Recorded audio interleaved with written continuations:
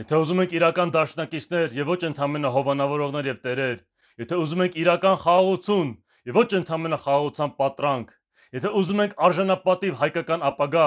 եւ ոչ ընդամենը թրքացված ու ստրկացված ապագա, ապա նախ եւ առաջ պետք է հենվենք մեր սեփական ուժերի վրա, անկախ նրանից, թե որքան փոքրաթիվ ենք կամ քիչ ռեսուրսներ ունենք։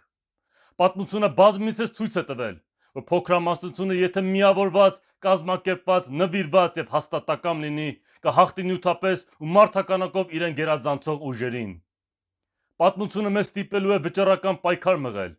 Այն չի նայելու մենք փոքրաթիվ ենք, թե քիչ ռեսուրսներ ունենք, կամ արդյոք հոգեպես պատրաստ ենք նման մարտահրավերի։